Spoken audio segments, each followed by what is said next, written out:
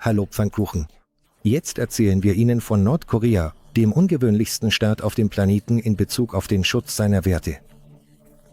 Es ist streng abgeschottet, es gibt wenig Informationen darüber und das, was ankommt, wird von den führenden Organen stark redigiert.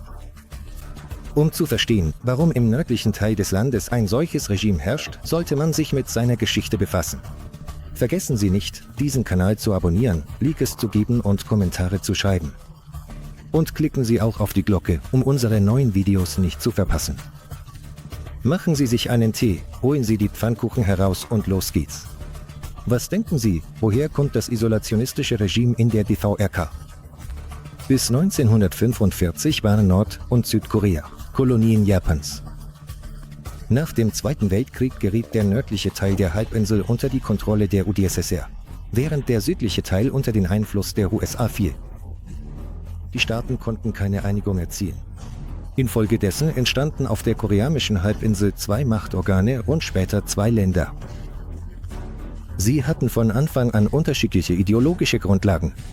Auf dem Gebiet Nordkoreas etablierte sich die Macht der Arbeiterpartei. Seit den ersten Tagen ihres Bestehens kannte das Land keine andere Regierungsform und keinen anderen Lebensstil als den Sozialismus. Neben der UdSSR erhielt das Land auch Unterstützung von kommunistischem China. Das Staatswesen der DVRK.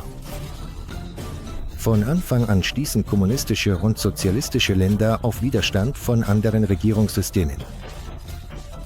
Zum Beispiel existierte über der UdSSR ein eiserner Vorhang. So unterschiedliche ideologische Systeme wie Sozialismus und Kapitalismus konnten nicht anders, als in Konflikt zu geraten. Offene Grenzen würden ihr gegenseitiges Eindringen, ihren gegenseitigen Einfluss und die allmähliche Etablierung derselben Ordnung auf allen offenen Territorien bedeuten. Deshalb schützten alle sozialistischen Länder in gewissem Maße ihre Linie, indem sie das Eindringen westlicher Werte verhinderten.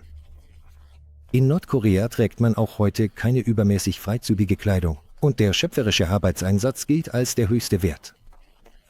Dank der Ehefrau des derzeitigen Landesführers Kim Jong-un wurden die Anforderungen an die Frauenkleidung gelockert. Frauen wurde erlaubt, Jeans, Anzüge, Schuhe mit Absätzen, Ohrringe zu tragen und Fahrrad zu fahren. Vorher konnte eine Frau in Jeans wegen unangemessenen Aussehens mit einer Geldstrafe belegt werden. Die Ansichten der modernen Ideologie der DVRK sind widersprüchlich. Die Verfassung des Landes erklärt, dass es sich um einen sozialistischen Staat handelt, in dem die Macht dem arbeitenden Volk, den Bauern, Arbeitern und der arbeitenden Intelligenz gehört. Laut dem russischen Korea-Forscher Andrei Lanko gehört die Macht heute einer Schicht von hochrangigen Parteifunktionären. Und die moderne Ordnung stellt faktisch eine quasi ständische Monarchie dar, ein System, bei dem die Regierungsform republikanisch ist. Nur dem Namen nach. Aber in Wirklichkeit gehört die Macht einer Person, die ihre Befugnisse vererbt. Seit der Entstehung des Landes wurde es von einer Dynastie regiert. Zuerst Kim Il-sung, dann sein Sohn Kim Jong-il und danach der Enkel Kim Jong-un. Keiner von ihnen hatte das Amt seines Vorgängers inne. Jedoch bekleideten sie Positionen, die umfangreiche Befugnisse verliehen und waren von einem Personenkult umgeben.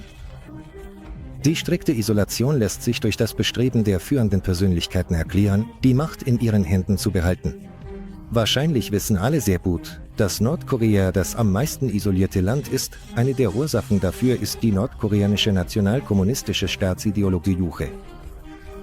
Ein weiterer Grund für die Selbstisolation ist die Staatsideologie des Landes, die eine einzigartige Mischung aus Marxismus und Konfuzianismus darstellt.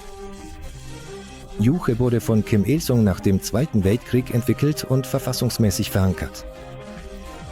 Es ist ein für das westliche Denken recht komplexes synthetisches System von Ansichten. Hier sind die Hauptprinzipien. Erstens. Die treibende Kraft der gesellschaftlichen Entwicklung ist das Volk. Das bedeutet jedoch nicht buchstäblich Gleichheit. Im Gegenteil, es existiert eine Hierarchie, in der Führerkult die Norm ist. Zweitens. Das Hauptziel der Wirtschaft ist nicht der persönliche Gewinn, sondern die Zufriedenheit der Bevölkerung und des Landes insgesamt. Drittens.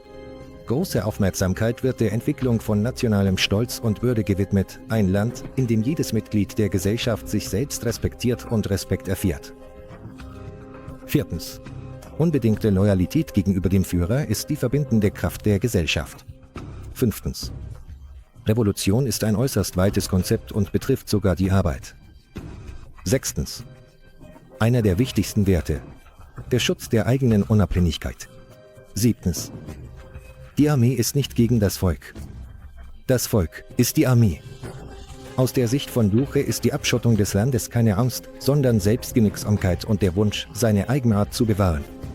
Nun werden wir Ihnen von den erschreckendsten Fakten über Nordkorea erzählen. Was passiert mit Ihrer Familie, wenn Sie in Nordkorea ein Verbrechen begehen?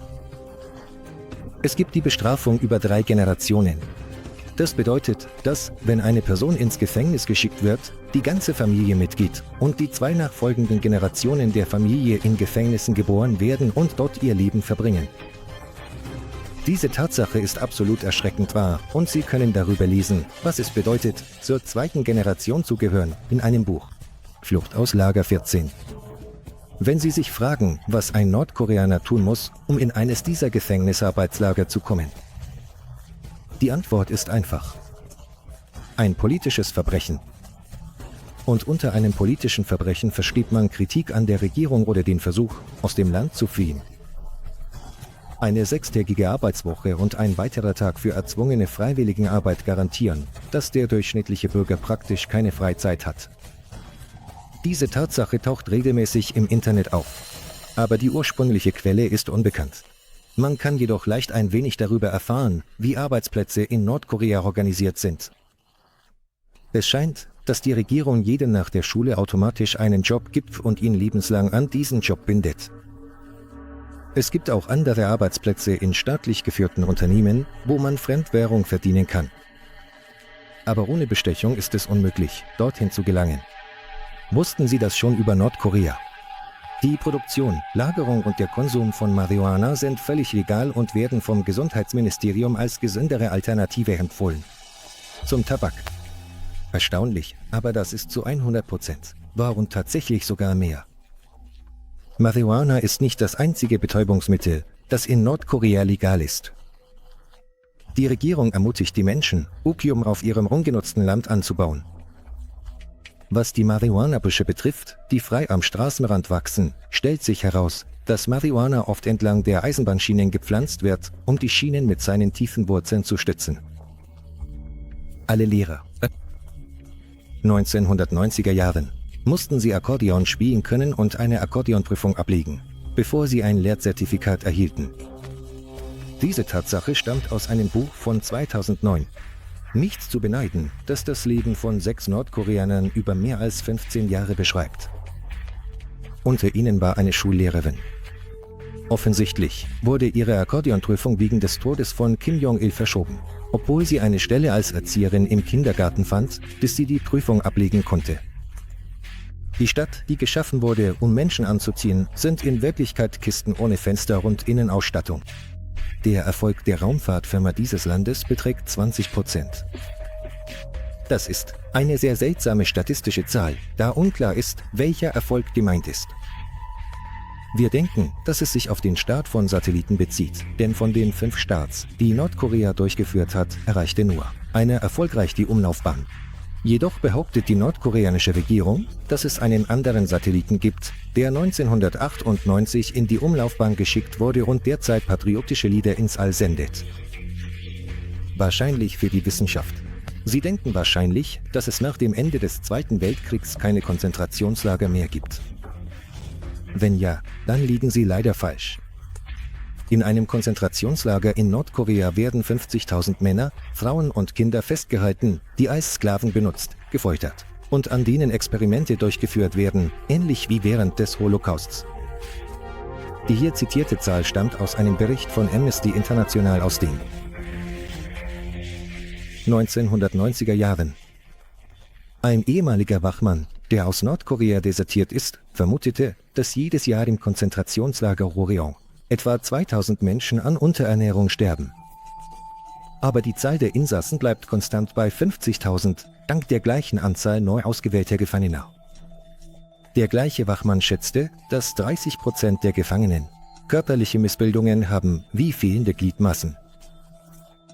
Laut offiziellen Dokumenten lernte Kim Jong-il im Alter von 3 Wochen laufen. Während seines Studiums an der Universität schrieb Kim, ebenfalls laut offiziellen Dokumenten, 1500 Bücher, darunter 6 große Opern. Laut seiner offiziellen Biografie sind alle seine Opern die besten in der Geschichte der Musik. Weiter zu seinen sportlichen Errungenschaften. 1994 berichteten die Medien in Pyongyang, dass Kim, als er zum ersten Mal einen Golfclub besuchte, beeindruckend 38 Löcher absolvierte, davon 11 mit einem Schlag.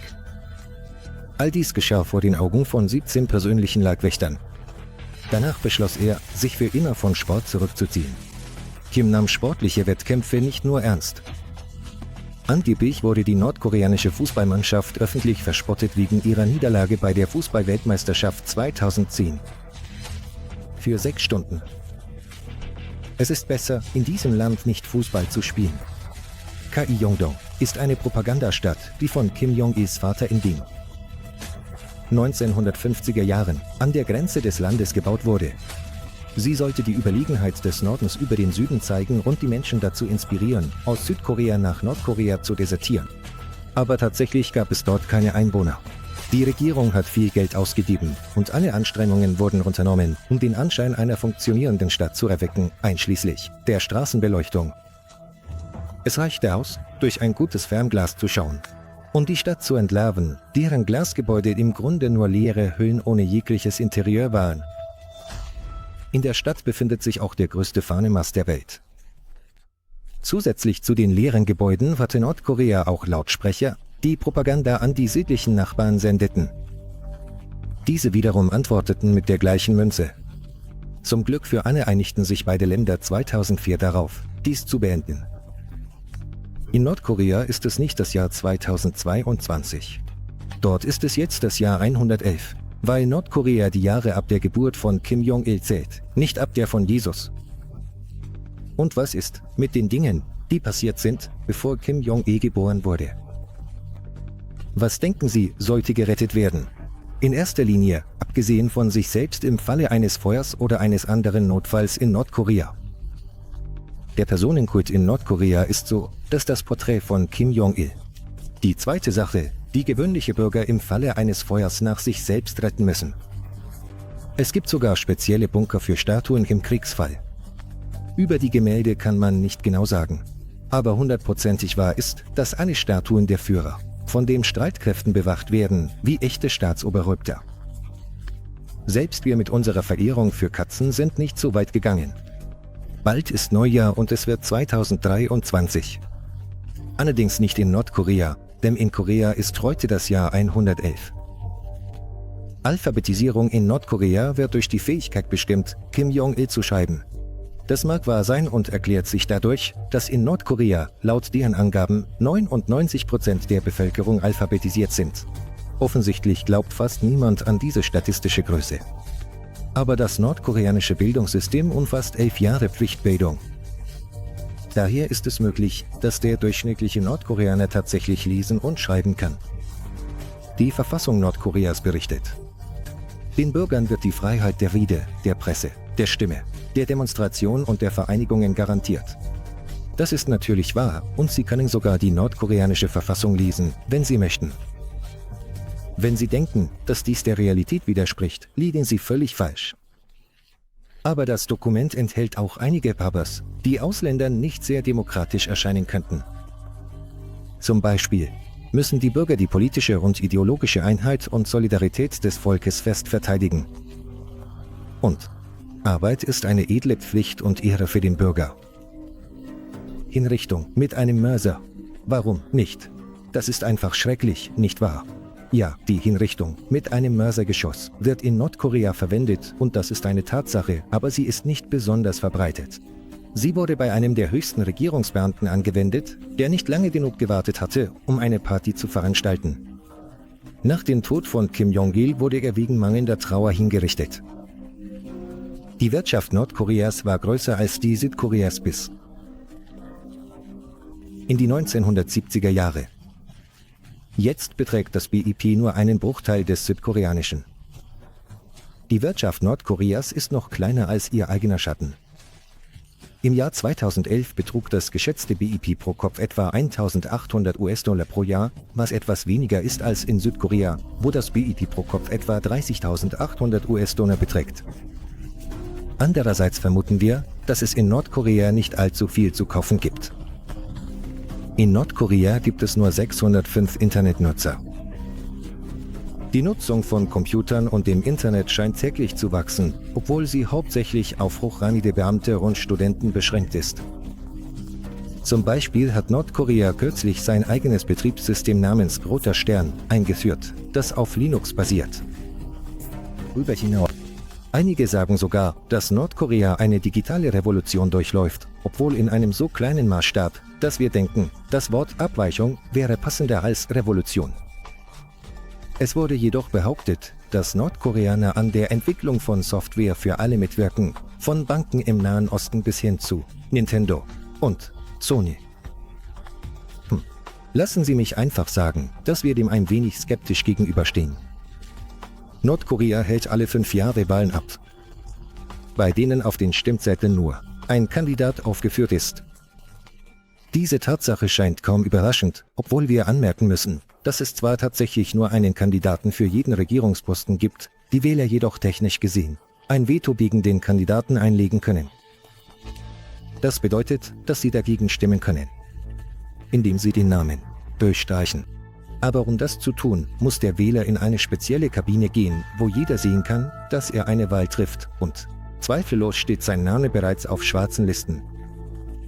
In jedem Land hat die Zahl der Internetnutzer längst die Millionengrenze überschritten, aber nicht hier. Die Abgeschlossenheit des modernen Nordkorea lässt sich kaum mit einer einfachen Liste von Gründen erklären.